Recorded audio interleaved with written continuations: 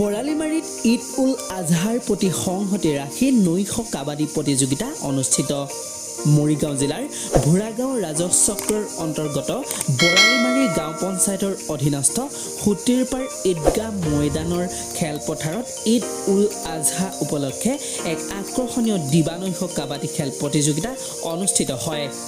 উক্ত খেল অনুষ্ঠানত সভাপতিৰ আসন গ্ৰহণ কৰে বিশিষ্ট সমাজকৰ্মী তথা বৰালিমাৰী আঞ্চলিক জাতীয় বিদ্যালয়ৰ সভাপতি জলিল উদ্দিন আহমেদে।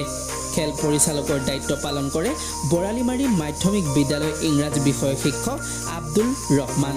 সহ পৰিচালক হিচাপে দায়িত্ব পালন কৰে বৰালিমাৰী অঞ্চলৰ উদীয়মান যুৱক তথা লাহৰীঘাট শিক্ষা খণ্ডৰ কাননী আছাদুল আলম। বৰালিমাৰী মজুলীয়া বিদ্যালয়ৰ সহকাৰী শিক্ষক সাজিদ আহমেদ মঞ্চত উপস্থিত থাকে।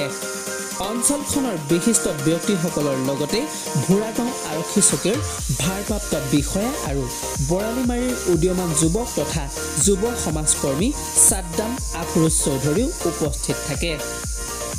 খেলখনত কেইবাটাও খেলুৱৈ দলে অংশগ্ৰহণ কৰে যদিও বৰালিমাৰী লুইট সংঘ আৰু জুৰবিল 7 ষ্টাৰ মাজত ফাইনেল খেলখন অনুষ্ঠিত হয়।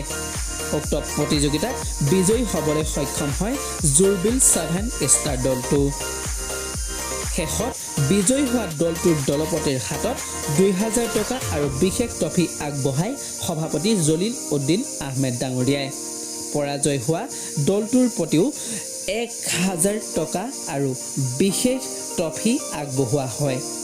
ইফালে খেল পৰিচালনা সম্পূৰ্ণ সহায় সহযোগিতা আগবঢ়ায় ভোৰাগাঁও আৰক্ষী চকীৰ বিষয়াসকলে।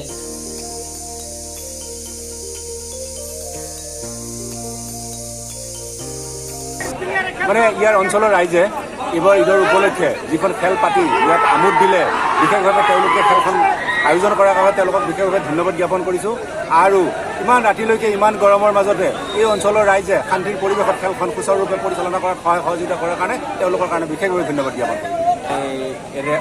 খেল পৰিচালক হিচাপে এইবাৰে প্ৰথম, আগতে কাবাডী খেলোঁ।